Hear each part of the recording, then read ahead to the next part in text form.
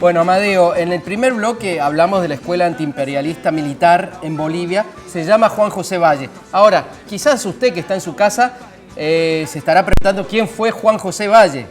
El personaje de la historia que traemos en este bloque hoy es justamente Juan José Valle, este militar nacionalista boliviano que gobernó entre 1970 y 1971.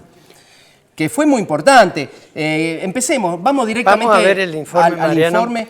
Había un triángulo, que quizás no como en los últimos 15 años tantos gobiernos progresistas juntos, pero sí, en ese momento, fines de los 60, principios de los 70, teníamos en Perú a Velasco Alvarado, en Bolivia a Juan José Torres y después del 70 en Chile a Salvador Allende. Veamos el primer informe.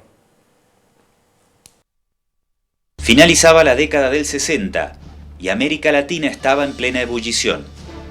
En el sur del continente, un triángulo despierta la preocupación de Washington: los gobiernos progresistas de Chile, Perú y Bolivia. En el caso boliviano, el general de tendencia izquierdista Juan José Torres había llegado a la presidencia.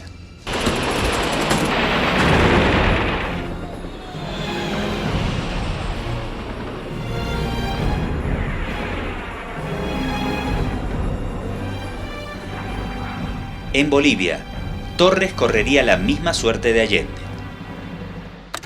El principal colaborador de los golpistas bolivianos fue el embajador de Estados Unidos en La Paz, Ernest Víctor Siracusa, un agente de la CIA que en 1969 había sido expulsado de Perú por Velasco Alvarado debido a sus acciones desestabilizadoras. La primera estrategia de Siracusa fue presionar e intentar sobornar a Torres para alejarlo de las políticas nacionalistas. El general no mordió el anzuelo y redobló la apuesta.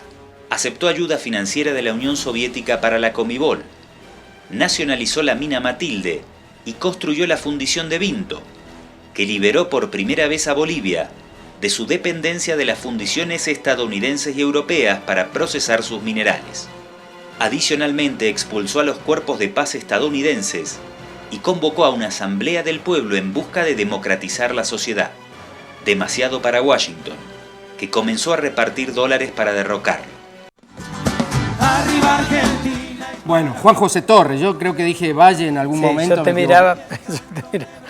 Juan José Torres, muy importante, fue realmente un aire fresco y, bueno, como dice el informe, no fue tolerado por la embajada. Veamos el segundo informe, por favor. El 20 y 21 de agosto de 1971, sectores sociales se organizan en La Paz para frenar el golpe que viene desde Santa Cruz.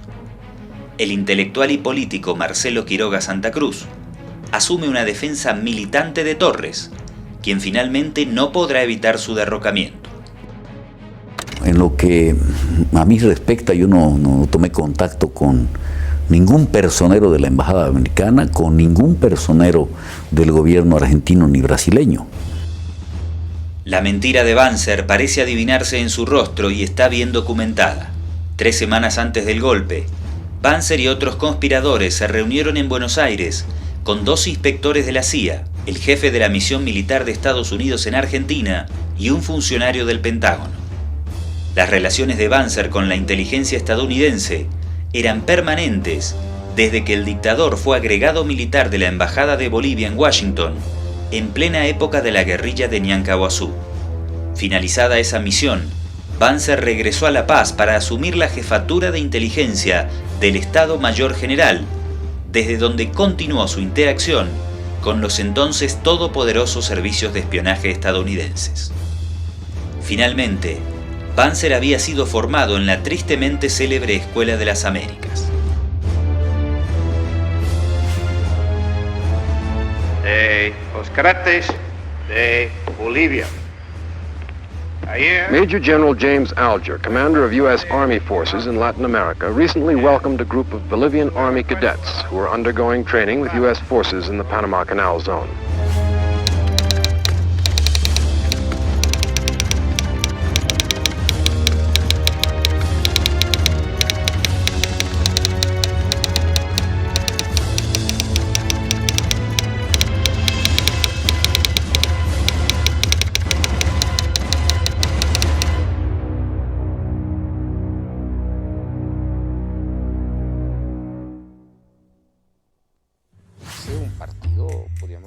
Juan Ramón Quintana es sociólogo. Durante la década del 80, siendo un oficial destacado dentro del ejército boliviano, fue enviado a la Escuela de las Américas. Su experiencia nos ayuda a contextualizar el significado de esta entidad.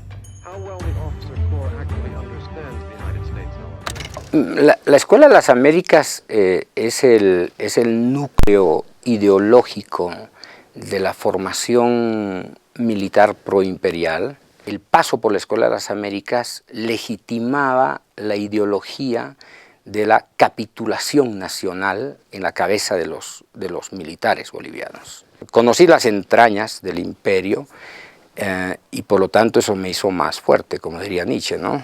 Lo que no mata, fortalece.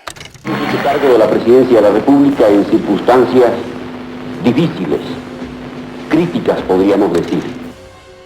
Para 1975, Torres, Allende y Alvarado habían sido derrocados.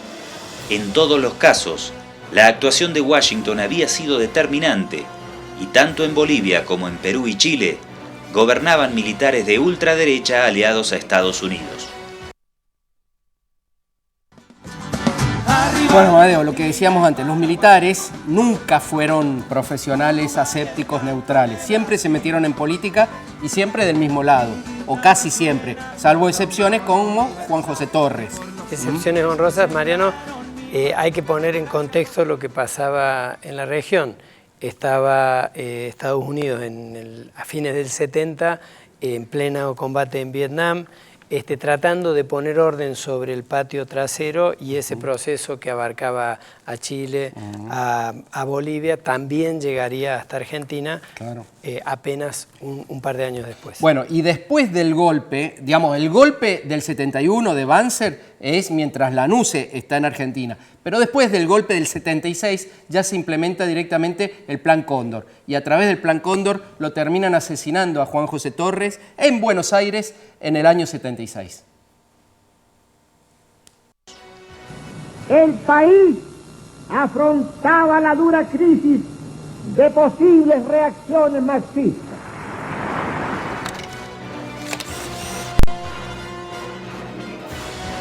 Washington había logrado imponer una nueva fórmula para frenar a los gobiernos nacionalistas o progresistas en toda la región: la tortura y desaparición forzada instrumentada por sus dictaduras militares afines. Se le conoce como el Plan Cóndor. Pensamos que el caos y la anarquía estaban muy cerca, y es por esa razón que habíamos resuelto terminar con el gobierno del general Juan José Torres. Nosotros lo hicimos del modo más noble. Dentro de lo que fue el Plan Cóndor, encontramos una revelación importante. Se conoce que Estados Unidos entrenó a los militares latinoamericanos en técnicas de interrogación, pero hasta el momento no había un registro documentado acerca de la participación de funcionarios estadounidenses en las sesiones de tortura. Nos llevaron, después de los 5 días, nos llevó a un saloncito así, donde estaba ese norteamericano, habían militares argentinos ahí, porque clarito se los reconoce por la tesis, inclusive.